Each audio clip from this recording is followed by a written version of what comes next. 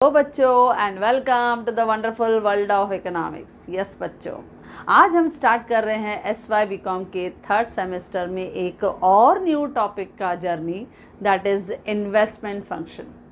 अब ये investment function आपके लिए बहुत इंटरेस्टिंग है क्योंकि हमने इस एसवाई बीकॉम के इस सेकेंड मॉड्यूल में यानी थर्ड सेमेस्टर के सेकेंड मॉड्यूल में बच्चों हमने देखा एग्रीगेट डिमांड क्या है। एग्रीगेट डिमांड से रिलेटेड हमने aggregate demand function, aggregate supply function या एग्रीगेट सप्लाई प्राइस या एग्रीगेट डिमांड प्राइस, कुछ भी आप कह सकते हो, जहाँ पे दोनों एक दूसरे को इंटरसेक्ट करते हैं वहाँ पे एग्रीगेट डिमांड डिसाइड हो जाता है। ये हमने कर लिया। कंजम्पशन फंक्शन वो हमने बहुत अच्छी तरह से देख लिया। यानी ये जो पूरे जे.एन. कीन्स के बेसिक कंसेप्ट हैं यानी मैक्रो इकोनॉमिक कंसेप्ट हैं वही सीख रहे हैं। अब इसमें हमने देखा था जब हम एग्रीगेट डिमांड की बच्चों बात कर रहे हैं तो एग्रीगेट डिमांड दो इम्पॉर्टेंट फैक्टर्स पे डिपेंडेंट है और वो दो इम्पॉर्टेंट फैक्टर क्या है, कंजम्पशन डिमांड और इन्वेस्टमेंट की डिमांड। यानी हमारा एग्रीगेट डिमांड जो दो इम्पॉर्टेंट फैक्टर्स से है, क्योंकि जे.एन. कीन्स का main core point, main focus क्या था कि अगर इकोनॉमी में एग्रीगेट डिमांड को हम बढ़ाते हैं तो ही इनकम, आउटपुट और एम्प्लॉयमेंट को हम बढ़ा सकते हैं। अब आप कहोगे ऐसा क्यों? क्योंकि हमने एग्रीगेट डिमांड में पढ़ा था कि जो जे.एन. कीन्स की थियरी है वो शॉर्ट रन में है, क्योंकि लॉन्ग रन में जे.एन. कीन्स का कहना है कि हम लोग पता नहीं we are totally dead, long run में क्या होगा अनसर्टन है, लेकिन शॉर्ट रन में हम प्रॉपरली प्लान करके चल सकते हैं। तो शॉर्ट रन में हम देखते हैं कि जो एग्रीगेट सप्लाई है अब उसको तो नहीं बढ़ा सकते, लेकिन एग्रीगेट डिमांड उसको तो बढ़ा सकते हैं। यानी कंजम्पशन हो, इन्वेस्टमेंट हो, वहाँ तो हम चेंजेस कर सकते हैं। इसके लिए मेन है एग्रीगेट डिमांड की तरफ फोकस करना। अब इसी एग्रीगेट डिमांड का एक हिस्सा कंजम्पशन फंक्शन बच्चों हम कर चुके हैं। किस तरह से कंजम्पशन फंक्शन जो है that is called psychological law of consumption, वो बच्चों हमने देखा। प्रॉपर्टीज़ भी हमने डिस्कस कर दी कि average propensity to consume, average propensity to save, ये किस तरह से प्रॉपर्टीज़ काम करती हैं, या ऐसे बहुत सारे सब्जेक्टिव और ऑब्जेक्टिव फैक्टर्स क्या हैं जो कंजम्पशन फंक्शन पे इफ़ेक्ट करते हैं। तो कंजम्पशन फंक्शन भी हमने थरली पढ़ लिया। ओके बच्चों, तो हमारे लिए काफ़ी कंसेप्ट ईजी हो चुके हैं। आज हम एक और पीस ऑफ नॉलेज को ऐड करने जा रहे हैं, वो है इन्वेस्टमेंट फंक्शन। अब ये इन्वेस्टमेंट फंक्शन हम दो पार्ट में करेंगे बच्चों। पहला हमारा आज दो शॉर्ट नोट हम देखेंगे। पहला शॉर्ट नोट क्या होगा, एक्सप्लेन डिटर्मिनेंट्स ऑफ इन्वेस्टमेंट। यानी इन्वेस्टमेंट जब हम करते हैं तो कौन से डिटर्मिनेंट्स यानी फैक्टर्स को हम ध्यान में रखते हैं, यानी कौन सी चीज़ों को हम फोकस करते हैं। और सेकंड है कि इन्वेस्टमेंट के डिफरेंट टाइप्स क्या हैं। और यही दोनों शॉर्ट नोट आज हम कंप्लीट करेंगे in a very easy way, as you know that simplicity is our main motto. Now आज हम देखेंगे जब हम जनरली इन्वेस्टमेंट की बात करते हैं तो इन्वेस्टमेंट में जनरली हमको क्या लगता है कि जब जनरली हम बात करते हैं when we invest in shares हो, डिबेंचर्स हो, बॉन्ड्स हो, उसमें इन्वेस्ट करते हैं तो हम बात करते हैं कि we are doing some investment, हम इन्वेस्ट कर रहे हैं। ओके, लेकिन ये जो है वो क्या, कौन सी इन्वेस्टमेंट है बच्चों?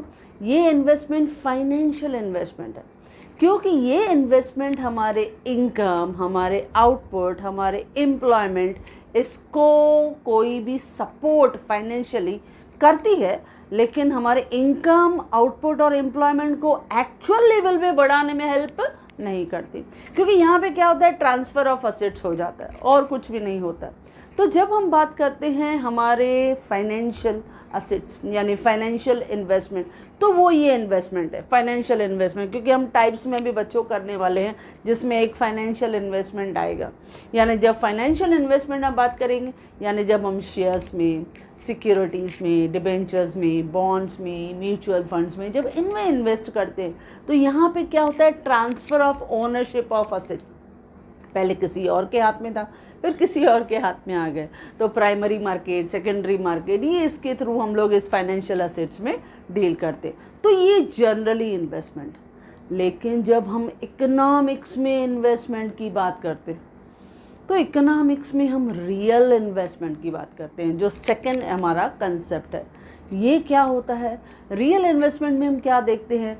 जब हम इन्वेस्टमेंट करते हैं अपनी इकोनॉमी में, कोई new asset, capital asset add होता है, यानी न्यू रोड बना, न्यू रेलवे बना, न्यू एयरपोर्ट बना, न्यू फैक्ट्रीज बनी, न्यू लैंड एंड बिल्डिंग बनी, न्यू मशीनरी हमने परचेज की, तो ये समथिंग नया जो ऐड हुआ, something new added to our capital stock of our country, that is called the real investment. वो real investment है। रियल इन्वेस्टमेंट में क्या बढ़ा बच्चों? इसमें हमारा हमने एक्सपेंडिचर इंकर्ड किया on the addition of our capital goods, यानी हमने न्यू मशीनरी परचेज की, या बिल्डिंग परचेज की, या न्यू हमने इक्विपमेंट्स परचेज किए, न्यू टूल्स परचेज किए, नए हाईवे बना दिए, नए रेलवे बना लिए, न्यू हमने एयरक्राफ्ट परचेज किए, तो नया एडिशन हुआ, कुछ नया हमारी इकोनॉमी में जो वेल्थ है, वो कैपिटल है, वो ऐड हुआ। तो उससे हम कहते, उससे हमारी इकोनॉमी में इनकम, आउटपुट और एम्प्लॉयमेंट बढ़ती है। जब हम नया हाईवे बना रहे हैं, नया रेलवे बना रहे हैं, नया एयरपोर्ट बना रहे हैं, न्यू फैक्ट्रीज बढ़ा रहे हैं, तो उसमें क्या होगा? नया रॉ मटेरियल ऐड हुआ, नया मशीनरी ऐड हुआ, नया लैंड एंड बिल्डिंग ऐड हुआ, लेबर्स को काम मिला, तो इससे इनकम, आउटपुट और एम्प्लॉयमेंट बढ़ता है। तो इसके लिए हम कहते हैं what is investment? Investment means, जो हमारा इन्वेस्टमेंट है वो क्या है? New addition. ये न्यू एडिशन है in the physical stock of our country. जब हम फिजिकल स्टॉक, मैंने कहा जैसे कितने नए रोड्स हमने बनाए, कितने हमने नए डैम्स बनाए, कितनी न्यू प्लेटफॉर्म्स हमने बनाए, कितने हमने न्यू ट्रेन्स को हमने जो है वो ऐड किया इस साल, कितने न्यू ट्रेन्स हमने चालू किए, कितने न्यू एयरक्राफ्ट हमने परचेस किए, या कितने न्यू एयरपोर्ट्स हमने बनाए, कितने हमने प्लांट रिसोर्सेज जो हैं वो हमने जनरेट की। तो ये सब न्यू एडिशन। कितने नए मार्केट बने, कितने न्यू फैक्ट्रीज जो हैं वो हमने इस बार बनाए। तो वो जो नया एडिशन होता है that is called real investment. तो देखो हमारा ये दो टाइप भी कंप्लीट हो गया। जब हम फाइनेंशियल इन्वेस्टमेंट की बात करते हैं तो financial investment is the investment in shares, debentures, bonds etcetera, जो इन्वॉल्व करता है transfer of ownership of assets.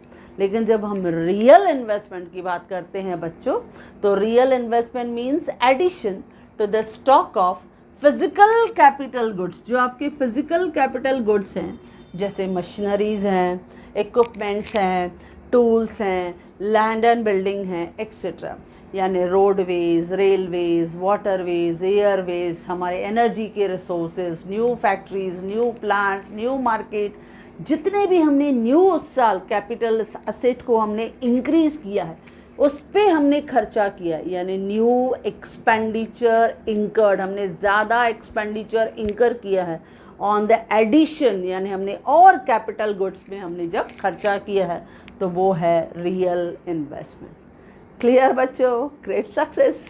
चलो अब आते हैं हमारा पहला शॉर्ट नोट कि डिटर्मिनेंट्स ऑफ इन्वेस्टमेंट क्या है। जब भी हम इन्वेस्ट करते हैं तो कौन से पॉइंट्स पे फोकस करते हैं? जब भी हम इन्वेस्ट करते हैं तो कौन से पॉइंट पे फोकस करते हैं? दो पॉइंट्स है। पहला रहता है मार्जिनल एफिशिएंसी ऑफ कैपिटल। यही बनेगा हमारा second part, marginal efficiency of capital.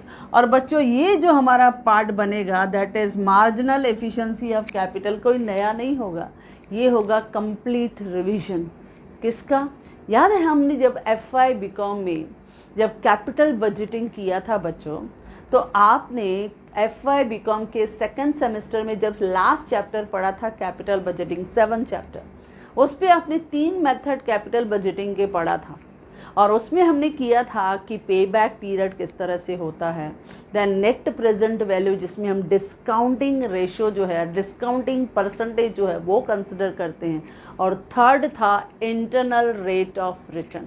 और याद है उसमें हमने कहा था internal rate of return is the completely based on the JM Keynes की मार्जिनल एफिशिएंसी ऑफ कैपिटल, क्योंकि दोनों की फार्मूला सेम, कंप्लीट रिवीजन होने वाला है। तो ये तो हमारे लिए बहुत ही इंटरेस्टिंग और वेरी स्कोरिंग क्वेश्चन बनने वाला है, मार्जिनल एफिशिएंसी ऑफ कैपिटल, जिसमें हमें लगता है कि जब हम अपने किसी भी इन्वेस्टमेंट में जितना पैसा डाल रहे हैं तो उसमें से एक्सपेक्टेड रेट ऑफ रिटर्न हमें कितना मिलेगा, यानी इंटरनल रेट ऑफ रिटर्न।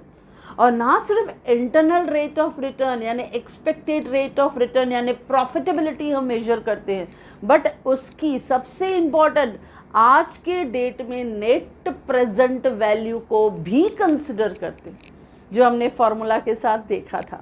हमने देखा था कि किस तरह से जितना हम उसमें इन्वेस्ट कर रहे हैं, से फॉर एग्जांपल अगर मैंने 50,000 इन्वेस्ट किया तो 50,000 से मुझे 3 इयर्स में, सपोज फर्स्ट ईयर है, मुझे 25,000, मैं वही एग्जांपल रिपीट कर रही हूँ जो इंटरनल रेट ऑफ रिटर्न में मैंने लिया था। सपोज अगर प्रोजेक्ट है, उस प्रोजेक्ट में मैंने 50,000 इन्वेस्ट किया और 50,000 इन्वेस्ट करने के बाद मुझे उसकी एक्सपेक्टेड लाइफ है 3 इयर्स। पहले साल मुझे 25,000 कैश इनफ्लो मिल रहा है, 25,000 मिला। सेकेंड ईयर 20,000 मिल रहा है, थर्ड ईयर 15,000 मिल रहा है।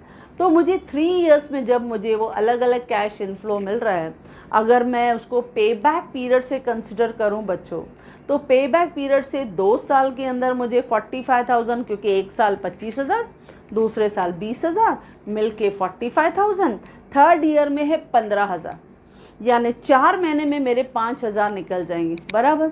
यानी हमारा 2 ईयर और 4 मंथ्स में मेरा पूरा पैसा जितना भी इन्वेस्ट किया हुआ है कैश आउटफ्लो, वो मुझे इनफ्लो में वापस मिलेगा, बराबर। लेकिन बहुत से बिजनेसमैन नेट प्रेजेंट वैल्यू को भी कंसिडर करते हैं, यानी जो पैसा मुझे 1 साल के बाद 25,000 मिल रहा है, आज उसकी वैल्यू क्या है? जो पैसा मुझे 2 ईयर के बाद 20,000 मिल रहा है, आज उसकी वैल्यू क्या है? जो पैसा मुझे 3 ईयर के बाद 15,000 मिल रहा है, आज उसकी प्रेजेंट वैल्यू क्या है? क्योंकि present value of money is more important. फिर इन तीनों को ऐड करेंगे और अगर वो हमारे जितना इन्वेस्ट किया है उससे पॉजिटिव आ जाता है, आपका प्रोजेक्ट प्रॉफिटेबल एक्सेप्ट करते हैं, और अगर वो नेगेटिव आता है तो हम उसे रिजेक्ट करते हैं। यानी एक्सपेक्टेड रेट ऑफ प्रॉफिट, जो हम क्या कहते हैं, marginal efficiency of capital. Okay बच्चों, जो हमारा सेकंड क्वेश्चन होगा, यानी सेकंड पार्ट में हम डिस्कस करेंगे। सेकंड हमारा मेन डिटर्मिनेंट होता है rate of interest. Rate of interest यानी बोरोइंग कॉस्ट ऑफ कैपिटल। अब ये इंपॉर्टेंट होता है और ये भी हमने इस मार्जिनल एफिशिएंसी ऑफ कैपिटल यानी इंटरनल रेट ऑफ रिटर्न में डिस्कस किया था। क्योंकि जनरली हम क्या देखते हैं बच्चों, जब भी हम किसी भी प्रोजेक्ट में, प्रपोजल में इन्वेस्ट करते हैं, तो इन्वेस्ट करने से पहले हम क्या देखते हैं कि वो जो पैसा हम इन्वेस्ट करेंगे, वो इन्वेस्टमेंट अगर हमारा बोरोड कैपिटल है, बोरोड कैपिटल है, यानी अगर वो मैंने स्टेक होल्डिंग से, यानी मैंने शेयर होल्डर से पैसा लिया हुआ है, या मैंने बैंक से बोरो किया हुआ है, या मैं सपोज अपना पैसा भी इन्वेस्ट कर रहा हूँ, तो मार्केट का रेट ऑफ रिटर्न क्या है, मार्केट में क्या इंटरेस्ट रेट चल रहा है। अगर मेरा बोरोइंग कैपिटल का कॉस्ट 10% है और मुझे जो एक्सपेक्टेड रिटर्न मिलेगा वो 12% है, 15% है, तो मेरा जो मार्जिनल एफिशिएंसी ऑफ कैपिटल है वो रेट ऑफ इंटरेस्ट से ज़्यादा है। अगर मार्जिनल एफिशिएंसी ऑफ कैपिटल यानी एक्सपेक्टेड रिटर्न मुझे मिलेगा 15%, लेकिन मैं रेट ऑफ इंटरेस्ट पे कर रहा हूँ 10%, मेरा MSC marginal efficiency of capital ज़्यादा है, ग्रेटर देन है than the rate of interest, then investment क्या होगी, प्रॉफिटेबल। ये क्या है आपका objective plan. When marginal efficiency of capital is less than rate of interest, अगर वो उससे कम है, यानी से फॉर एग्जाम्पल रिवर्स, अभी सपोज मैंने बोरो किया है 12% के हिसाब से, मुझे मार्केट में देना पड़ रहा है 12%, लेकिन मेरा रिटर्न है 10%, तो मुझे 2% का लॉस है। अगर मेरा marginal efficiency of capital less than है the rate of interest, then there will be no investment. क्योंकि जब प्रॉफिटेबल होता है तो बहुत से इन्वेस्टर्स जो हैं वो अट्रैक्ट होते हैं, लेकिन जब इस तरह से हमारा नेगेटिव होता है तो nobody is interested to invest in that project, फिर कोई भी उसमें इन्वेस्ट नहीं करता। तो ये है मेन डिटर्मिनेंट। क्या है जब हम इन्वेस्टमेंट की बात करते हैं बच्चों, इन्वेस्टमेंट क्या है, investment means new addition in the physical stock of the country, उसमें हम न्यू ऐड करते हैं।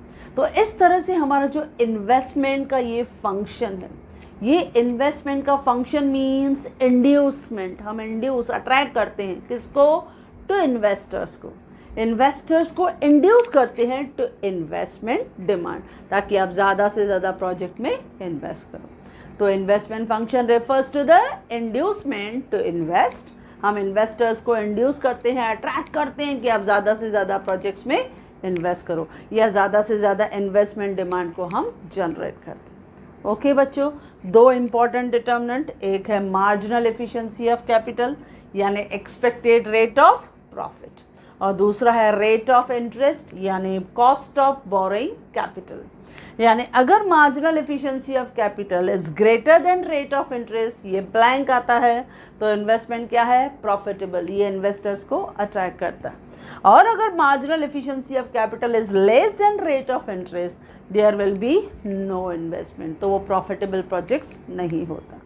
ओके बच्चों, ये था पहला शॉर्ट नोट। अब हमारा दूसरा शॉर्ट नोट जो है वो ये है, that is types of investment, कि कौन से डिफरेंट टाइप ऑफ इन्वेस्टमेंट हमें अपनी इकोनॉमी में दिखाई देते हैं।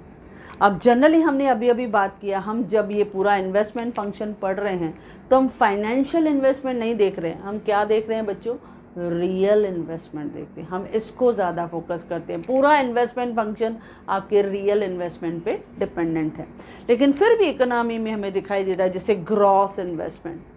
अब ग्रॉस इन्वेस्टमेंट यानी टोटल इन्वेस्टमेंट, ओवरऑल हमने जो इन्वेस्टमेंट अपनी इकोनॉमी में किया हुआ है, तो gross investment is the total investment in the capital stock of country. यानी ओवरऑल हमने पूरे ईयर में कितना इन्वेस्टमेंट हमने किया हुआ है, उसकी टोटल कॉस्ट को जब हम कंसिडर करते हैं, टोटल इन्वेस्टमेंट को कंसिडर करते हैं, तो वो ग्रॉस है। अब इस ग्रॉस में डेप्रिसिएशन इंक्लूड हो जाती है, क्योंकि जब हम नेट इन्वेस्टमेंट बोलते हैं ना बच्चों, तो पहले फॉर्मूला देखो, नेट इन्वेस्टमेंट में क्या होता है, ग्रॉस इन्वेस्टमेंट में से हम डेप्रिसिएशन माइनस करते हैं, क्योंकि मेन है नेट इन्वेस्टमेंट। आपकी इकोनॉमी में नेट एडिशन, देखो हम बार बार बोल रहे हैं, new addition in the physical stock of the country. तो नेट इन्वेस्टमेंट क्या होता है, it is the net addition, net investment is the net addition to the total capital stock of the country. ऐसा क्यों बच्चों, क्योंकि क्या होता है, जब हम कैपिटल में इन्वेस्ट करते हैं, हमारा ग्रॉस इन्वेस्टमेंट था, ओके, हमारा ग्रॉस इन्वेस्टमेंट था, हमने हाईवे में इन्वेस्ट किया, हमने रेलवे में इन्वेस्ट किया, हमने एयरपोर्ट में इन्वेस्ट किया, हमने फैक्ट्रीज़ में इन्वेस्ट किया, हमने मशीनरी में इन्वेस्ट किया, लैंड एंड बिल्डिंग में इन्वेस्ट किया, पावर प्लांट में इन्वेस्ट किया, हाइड्रो प्रोजेक्ट में इन्वेस्ट किया, डैम में इन्वेस्ट किया। ये सब हमारी इकोनॉमी में इस तरह की इन्वेस्टमेंट को रेगुलरली कंसिडर किया जाता है। लेकिन क्या होता है, उनकी वजह से हमारी इकोनॉमी में एक तो आउटपुट बढ़ता है, प्रोडक्टिविटी इंक्रीज़ होती है, एम्प्लॉयमेंट बढ़ता है, करेक्ट, लेकिन उसका पूरा साल जब हम उसको यूज़ करते हैं तो उसकी wear and tear cost incur होती है, क्योंकि उसकी सर्विस चाहिए, उसको मेंटेनेंस चाहिए, उस या रिप्लेसमेंट चाहिए। जैसे मशीनरी है, अब मशीनरी हमने लिया, हमें लगा मशीनरी 5 साल 7 साल 8 साल 10 साल चलेगी, लेकिन आफ्टर सम ईयर हमें उसे रिप्लेस करना पड़ेगा। इसके लिए प्रोड्यूसर्स क्या करते हैं, डेप्रिसिएशन कॉस्ट उस पर हम लोग चार्ज करते हैं, फिर वही डेप्रिसिएशन का पैसा कहीं ना कहीं इन्वेस्ट करके रख देते हैं, और उस स्पेसिफिक पीरियड के बाद जब वो आपकी मशीनरी स्क्रैप हो जाएगी, उसके बाद वो जो पूरा डेप्रिसिएशन का पैसा हमने एवरी ईयर चार्ज किया था, वो विथ इंटरेस्ट के साथ हम अक्यूमुलेट करते हैं और फिर नया मशीनरी हम लोग परचेज करते हैं। इसको कहते हैं रिप्लेसमेंट कॉस्ट। तो हमारी इकोनॉमी में हम जब भी देखते हैं, तो जब हमने टोटल इन्वेस्टमेंट बताया तो वो ग्रॉस है, लेकिन gross is not important. Important क्या है, नेट इन्वेस्टमेंट। नेट इन्वेस्टमेंट क्या है, इट इज़ नेट एडिशन, ये वो नेट एडिशन होता है to the total capital stock of our country, वो उसमें टोटल एडिशन होता है। तो नेट इन्वेस्टमेंट का फॉर्मूला क्या है बच्चों, ग्रॉस इन्वेस्टमेंट यानी GI minus depreciation. Replacement cost कहो, वियर एंड टीयर कॉस्ट कहो, मेंटेनेंस कॉस्ट कहो, सर्विस कॉस्ट कहो, कुछ भी कह सकते हो, क्योंकि हर एक को कहीं ना कहीं, अभी रोड बन रहे हैं तो कहीं ना कहीं सपोज कहीं भी कुछ भी अगर उसका डैमेज होता है तो उसके लिए फिर हमें लेबर्स की, रॉ मटेरियल की, सर्विस कॉस्ट की, या मशीनरी है चलते चलते बिगड़ गई, उसका पार्ट हमने रिप्लेस कर दिया, तो ऐसे हम देखते हैं कि सर्विस चार्ज तो लगती है। हम अपना 2 व्हीलर है, 4 व्हीलर है, आप देखते हो 3 मंथ्स में, 4 मंथ्स में हम लोग उसको गैरेज में लेके जाते हैं और उसका पूरा सर्विसिंग कराते हैं ताकि उसकी लाइफ बढ़े। तो खर्चा होता है, जो पार्ट जो है वियर आउट हो गया, स्क्रैप हो गया, फिर उसको बदल के नया इंजन डलवा लेते हैं, नया पार्ट हम लोग डाल देते हैं। तो ये सब चीज़ें क्या है, डेप्रिसिएशन कॉस्ट। तो net investment is the net addition to the total capital stock of our country. Clear बच्चों? अच्छा, फाइनेंशियल और रियल इन्वेस्टमेंट तो हमारा शुरू में ही हो गया, क्लियर। थर्ड आता है हमारा प्राइवेट एंड पब्लिक इन्वेस्टमेंट। अब ये भी थर्ड कैटेगरी है। जब हम कहते हैं प्राइवेट इन्वेस्टमेंट, तो जो प्राइवेट एंटरप्रेन्योर्स हैं, जो अपने प्राइवेट लेवल पे अपनी इन्वेस्टमेंट करते हैं, जैसे टाटा है, बिरला है, हिंदुस्तान लेवल लिमिटेड हैं, प्रॉक्टर एंड गैम्बल लिमिटेड हैं, या इन्फोसिस हैं, अलग अलग कंपनीज जो रिलायंस हैं, ये जब अपने बिजनेसेस को और ज़्यादा एक्सपांड करते हैं, not only national level but at international level, तो वो क्या है, प्राइवेट इन्वेस्टमेंट। तो private investment is the investment made by the private entrepreneurs, लेकिन उनका मेन पर्पस क्या होता है, प्रॉफिट मोटिव। वो अपने पर्सनल इंटरेस्ट, अपने प्रॉफिट मोटिव के हिसाब से काम करते हैं, क्योंकि उनको अपने प्रॉफिट से ज़्यादा इंटरेस्ट रहता है। लेकिन जब हम पब्लिक इन्वेस्टमेंट कहते हैं, तो उनका मेन पर्पस क्या रहता है, सोशल वेलफेयर। वो देश का भला, पब्लिक यूटिलिटी सर्विसेज वो प्रोवाइड करते हैं, सोशल वेलफेयर वो प्रोवाइड करते हैं, मेन पर्पस ये रहता है। तो public investment made by government, वो गवर्नमेंट करती है, जैसे रोड्स पे किया, रेलवेज पे किया, इरिगेशन प्रोजेक्ट्स पे किया, पावर प्रोजेक्ट्स पे किया, ऐसे बहुत से प्रोजेक्ट्स में गवर्नमेंट करती है जो हमारे देश के लिए एसेंशियल सर्विसेज प्रोवाइड करते हैं। तो आपके public investment is made by government in roads, railways, irrigation, power project etcetera for providing social welfare, क्योंकि इनका मेन मोटिव क्या होता है, देश के लिए पब्लिक यूटिलिटी सर्विस प्रोवाइड करना, वो भी एट रीजनेबल कॉस्ट। क्लियर बच्चों? तो ये 3 कैटेगरीज की हमने इन्वेस्टमेंट देखी, gross and net investment. Gross क्या है भाई, ये total investment in the capital stock of country. लेकिन जब हम नेट कहते हैं तो net addition in the total capital stock of our country. जब हम फाइनेंशियल इन्वेस्टमेंट देखते हैं तो वो क्या है, investment in shares, debentures, bonds which involve transfer of ownership of asset. लेकिन जब हम रियल इन्वेस्टमेंट देखते हैं तो it is the addition to the stock of physical capital goods, जैसे मशीन्स बढ़े, इक्विपमेंट्स बढ़े, टूल्स बढ़े, बिल्डिंग बढ़े, ये जब हम बढ़ाते हैं, फैक्ट्रीज, मार्केट्स, तो ये रियल इन्वेस्टमेंट। प्राइवेट इन्वेस्टमेंट क्या है, investment made by some private entrepreneurs या बिजनेसमैन, प्रोड्यूसर, जो आपको लगे, जैसे Tata, Birla, Reliance etcetera. Public investment is made by the government in roadways, railways, airways, irrigation, power project etcetera for providing the social welfare. वो provide करते हैं, उनका मेन पर्पस क्या होता है, देश को आगे बढ़ाना है, for the economic growth and development of our country. Okay, एक और है बच्चों जो आज हम करेंगे, 4th one, that is autonomous investment और इंड्यूस इन्वेस्टमेंट। जब हम कहते हैं ऑटोनॉमस इन्वेस्टमेंट, जब हम ऑटोनॉमस इन्वेस्टमेंट की बच्चों बात करते हैं तो वो रहता है कंपल्सरी इन्वेस्टमेंट। और वो कंपल्सरी इन्वेस्टमेंट क्यों करती है गवर्नमेंट, क्योंकि वो देश के लिए बेसिक नेसेसिटीज़ हैं जो प्रोवाइड करना बहुत ज़रूरी है। तो इसके लिए कुछ हमारी इन्वेस्टमेंट क्या होती हैं, ऑटोनॉमस। कुछ इन्वेस्टमेंट क्या है हमारी बच्चों, ऑटोनॉमस।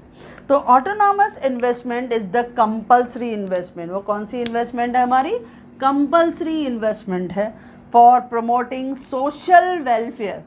वो हमारे सोशल वेलफेयर को प्रमोट करने के लिए, जैसे मैंने अभी अभी क्या कहा, रोडवेज़ हैं, रेलवेज़ हैं, या इरिगेशन है, पावर प्लांट है, ये जब गवर्नमेंट ऐसे प्रोजेक्ट में इन्वेस्ट करती है तो वो क्या है, कंपल्सरी। ये हमारे देश का सोशल वेलफेयर लेवल को बढ़ाते हैं। और इस पे हमेशा हम लोग क्या देखते हैं, इट डज नॉट चेंज, ये चेंज नहीं होता है। अगर हमारी इनकम बदले तो इन्वेस्टमेंट चेंज नहीं होता है, वो फिक्स रहता है। Plus it is income in elastic.